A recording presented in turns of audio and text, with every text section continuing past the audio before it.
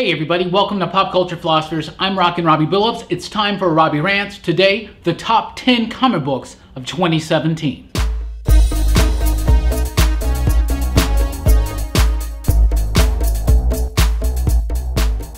That's right everybody, top 10 comic books of 2017. Here at Pop Culture Philosophers, especially me, we love comic books. Weekly comic book review. Check it out if you haven't already. We do it every single week. Super fun comic books.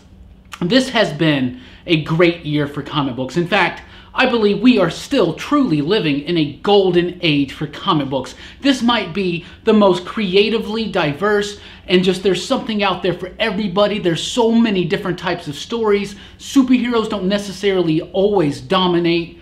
Lots of great stuff out there. Everybody. If you're a horror fan, you got Walking Dead. If you're a fantasy fan, you got Saga. If you're a sci-fi fan, you have things like Descender and Injection. There's so much rich and meaty comic books out there. It's just such a great time to be an avid reader of comic books. So let's go through my personal top 10. Now, when it comes to best, it's really difficult to decide. But when it comes to favorite, it's still difficult to decide. But these are my personal favorite 10 comics, right? So I thought long and hard about this. There's lots of books that didn't make the list that really should have. DC Dark Knight's Metal. You got Detective Comics by James Tynion. Savage Town by Declan Shalvey. Great books from so many creators. It was really difficult to narrow it down to 10, but here they are. Starting off, number 10, Four Kids Walk Into a Bank. Written by Matthew Rosenberg, art by Tyler Boss, and lettering by Thomas Maurer. The way this book is told is really what spotlights it. I recently read it and really cements it in the top 10. I thought the way this book was told, the sequence of events, the way that the art, the way that Tyler Boss tells the story through images, and the way that Rosenberg writes it to be done that way. Did he? I don't know, but it's such an effectual collaboration, especially with Thomas Maurer. I had to look down. Thomas Maurer, because I really wanted to spotlight this. The lettering in Four Kids Walk Into a Bank is exceptional. The book does not work without the lettering, so do not sleep on your letterers. They can really make or break a comic book. Four Kids Walk Into a Bank from Black Mass Studios. A really cool heist thing. It's about kids trying to do a bank heist, basically like the name explores. There are some leaps in the story where I felt like there were gaps of information, but it actually all ironed out. It's a really good story, actually, because it's about kids, but it doesn't have a kiddie feel to it. It's a very real story. It's a very mature story, but it's also, it doesn't hold back any punches. And the way they tell the story is amazing. So seriously, Four Kids Walk Into a Bank, number 10. Number 9. Number 9 is from Dark Horse Comics, Jeff Lemire and Dean Ormston and Dave Stewart. It's Black Hammer. Another recent thing that I have reread. Fell out of it after 3 issues, thought it was just another retelling of old characters, but that is what it is, and it's exceptionally well done. Jeff Lemire is the writer, Dean Ormston is the artist. It's got a classic feel. It's basically Jeff Lemire at the time he created this, which was years ago, and now it's finally coming to light. He never thought that he was going to be doing the big characters over at DC and Marvel, right? Never thought that that was going to happen. So he thought that this was his chance. So it takes those characters, those golden and silver age type characters like Adam Strange, Martian Manhunter, other characters like that. He recreates them as his own characters, a la Watchmen or something like that, and tells a very sentimental, melancholy story that is so just chock full of richness in characterization, in so much of it. The way it's told, the plot lines, the colors by Dave Stewart are absolutely amazing. I recently reread it and absolutely fell in love with this book. Jeff Lemire, Ormston, Dave Stewart, Black Hammer. Number 9. Number 8, another Jeff Lemire book for me from Image Comics, Royal City. I adore this book. I think it's amazing. Jeff Lemire does the artistic duties all himself on this one. He's got a great style using watercolors, brilliant colors, great. It's different, it's unique, it's exceptional, it's innovative. I really, really like it.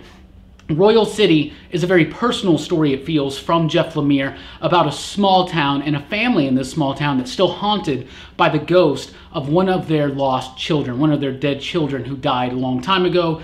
Is it supernatural? Is it all figurative? It's still kind of up in the air, but it's just such It's got such a great tone to it. Every time I read it, I love it. It's filled with like nostalgia, but not an in-your-face way a la Stranger Things. Not saying Stranger Things isn't great, because it is, but it doesn't throw nostalgia in your face. It just makes you feel the nostalgia of whatever your childhood was, because it's just a nostalgia of childhood in general. It's really hard to explain, but there's a tone to this book that is absolutely exceptional. Royal City comes in at number 8. Number 7, another one from God Country, a writer that took the comic industry by storm this year.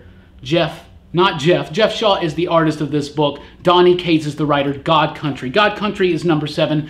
This book was so good. A big, epic, giant Texas God type story about an old guy with Alzheimer's, his kids trying to hold himself together, taking care of his dad and his family, trying to hold it all together. His dad's just losing it. He's losing it. What's going on? All of a sudden, his dad finds a sword, grabs it. It's a mystical sword, gives him full everything, all capabilities mentally. That's the shirt right there. This book was amazing. It was touching. It was action-packed. It was epic. It was huge. God Country was such an exceptional book. From artist Jeff Shaw, amazing artwork. Jason Werdy's colors, so great. Such a textured feel to the art of this book. And it's epic and it's big, just like something set in Texas deserves. It rings true. It's got great human interaction, good dialogue. Donny Cates is doing some great work right now. And to me, he really got our attention with God Country. Coming in at number 7. Number 6, from Dynamite Comics, Magnus. Magnus was one of the sleeper hits of the year. It was exceptionally crazy. Came out of nowhere. I almost didn't even read it, but I did, and I'm so glad I did. Written by Kyle Higgins, art by Jorge Fornes, and colored by Chris O'Halloran, a great colorist all in his own right. Fornes' artwork is exceptional. It's simple. Every line is meaningful, though. It's got a great sense of design and layout. It flows so perfectly. This is the best work to date from writer Kyle Higgins, in my opinion. So good. Fans of The Matrix and Blade Runner, you're gonna love this because it's like The Matrix meets Blade Runner. So cool. It's a revisioning of the old school Magnus robot fighter character, but now it's all different. Magnus is a woman. She's a robot psychiatrist. Robots upload their consciousness into a cloud so they can kind of sleep and rejuvenate, because otherwise they go insane. A robot kills somebody, and then all of a sudden it explores. It's a mystery. It's a detective story. It's great sci-fi. Some of the best science fiction in comics this year was that really small, like 5-issue series. So great. Coming out in trade soon. Check it out. Magnus from Dynamite Comics at number 6. Now it's time for the top 5. Number 5, Mr. Miracle. Mr. Miracle from DC Comics. Mitch Gerrits is the artist. Great artwork on this. Brilliant colors. Great layouts, having to deal with 9 panel pages because the writer is Tom King. One of Tom King's absolute best books ever. One of his absolute best book of the year. Tom King has been doing some great work. Omega Men, The Vision, his Batman work. Seriously though, Mr. Miracle is where it's at. It's this really surreal, weird, morbid, creepy, but poignant and brilliant and undecipherable. But it makes you want to reread it over and over and over again. But it's basically about a guy escaping the pit of his own depression, anxiety, death. It's brilliant. It's such a good book. It's barely started. We got so far to go. So that's why it's like at number 5 and not higher. We don't really know how it's going to wrap up yet. But Mr. Miracle has to be on this list. That book is absolutely fantastic. Number 4 is Marvel's only appearance on this list. Marvel kind of had an up and down year. It's the year of Secret Empire. It's the year of a lot of missteps and a lot of misfortune. But one shining star. Now, there were some shining moments. Jeff Lemire over at Moon Knight and Thanos. There's been some solid work at Marvel throughout the year. David F. Walker on Power Man and Iron Fist. That stuff was great. It wrapped up this year. But the absolute best shining gem that Marvel has, and one of comics' shining gems, number 4, Hawkeye. You know I love Hawkeye. Hawkeye is such a brilliant book. Focusing now on the second Hawkeye, Kate Bishop. It is such a great book. Seriously, Kelly Thompson is the writer. She recently recreated Jim and the Holograms over at IDW and just caught my attention because I adore that book. I liked Jim and the Holograms, the cartoon, when I was a kid, but that book was something else. So I wanted to pay attention to Kelly Thompson's career. And what she's doing at Hawkeye right now, she has turned that book into something that should just be kitschy and kind of fun and ultimately insignificant into a must-read. That book is brilliant. It is amazing. She has infused Kate Bishop's character with such charm and charisma and energy and just relatedness. Is that a word? It's such a relatable character, enhanced superbly by the artistic team of Leonardo Romero and colorist Jordi Belair. Jordi Belair is one of the most diverse and intense and awesome colorists in the biz right now. Leonardo Romero has a simple, elegant style that gets the job done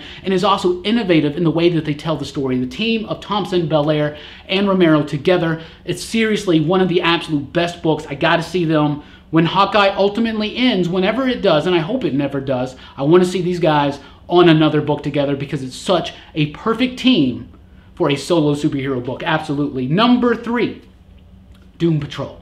DC Young Animal hit the nation by storm last year, really kind of developed and blossomed this year. Lots of great stuff. Shade the Changing Girl. Mother Panic's kind of up and down. Cave Carson really started losing me. But Doom Patrol remains the best because it's such a great love letter and follow-up to Grant Morrison's Doom Patrol of the day. Weird, wild, zany, crazy, nuts, written by MCR frontman Gerard Way, who is such a great comic book genius in and of his own right, such a fan of Grant Morrison, and of course a friend of Grant Morrison. It really does capture the spirit of what Grant did in Doom Patrol back in the late 80s, early 90s. It's great, but it's fresh and it's new and it's updated and it's zany and it's wild and it's nuts. It hasn't come out as often as it should, but it is always worth the wait. But that's why it's number 3 and maybe not number 1 because of the lateness issues and editorial and what's going on. Gerard Way's falling behind. He put so much effort into this though that it is totally worth the wait. Nick Darrington on the artwork, crisp, clean, efficient, amazing stuff. Such a fun book. One of the funnest books of the year. Absolutely. Doom Patrol, number 3. Number 2 from DC Comics.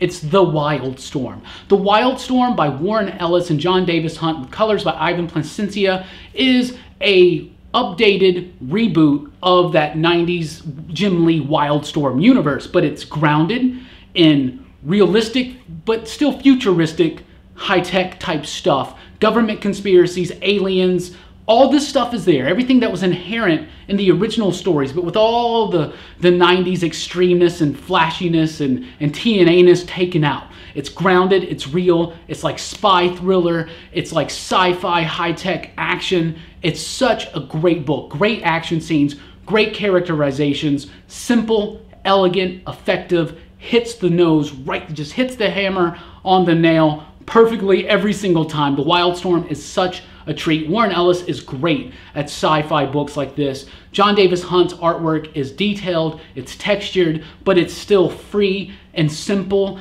and easy to follow. It's great. The stories are jam-packed, they're full. The action scenes are some of the best in comics this year. Great stuff, highly well thought out, highly well thought out. Anyway, The Wildstorm at number 2. So what is number 1? What is, in my opinion, the best comic book of the year? It's Generation Gone. Generation Gone from Image Comics, from Image Comics writer Alice Cott with artwork by Andre Lima Arejo and coloring by Chris O'Halloran, who colors Magnus as well. Generation Gone had 5 issues this year, the whole first arc basically. Act 2 was coming in 2018. Pay attention to this book. It was huge, it was epic, it was raw, it was filled with raw emotional energy of youth and of the no longer young, but wanting the young to change. It's about how young people should and could and will change the world. That's what it's about. And how they just need a little help, even though they don't want it. But it's so crazy because the help they get is not wanted or needed or anything. It's a great sci-fi tale, reminiscent of Akira. Arejo's artwork is just so great. It's another one of those things that's simple and it has room to breathe, but it's elegant and it's detailed and it's sharp and it's crisp and it's over the top with its emotive capabilities. It shows such intense, raw emotions because that's what young people feel. raw, intense emotion. We haven't had so much time to deal with it yet, and everything is so important and big, especially in a story where 3 kids who want to hack into the national bank or whatever wind up getting superpowers. They have anti-government ideas, but someone in the government who's not quite government himself gave him the powers, but he works for the military, so you got that all wrapped up into it. It's so great. This story, just like Mr. Miracle, has barely started, but the first arc, issues 1 through 5, trade coming soon, amazing, brilliant. To me, the book of the year. You got to check it out. L.S. Scott does a great job with the story, with the characterizations, with the pacing. Everything makes sense. It's grabby. It hooks you. It pulls you in. Every single issue is a treasure. That's what I think about Generation Gone. To me, the best comic of 2017. So that's my list. But that's just me. I want to know what your list is. Let me know down below. What are your top 10 comic books of this year? And we'll talk about it down below. Thank you so much for checking out the video. I hope you had a great 2017. I hope you have a great upcoming 2018. We're going to have some great books this year. Doomsday Clock is going to be coming out all the time. More Doom Patrol, second arc of Generation Gone, more Hawkeye. Great stuff coming in 2018. You got the new DC stuff, Challengers. You got Bendis over at DC. Marvel shaking things up, doing some great things, signing Matthew Rosenberg to exclusives, as well as Donny Cates. Such great stuff coming out from everybody. 2018 is going to be a big year. Plus, we got Infinity War.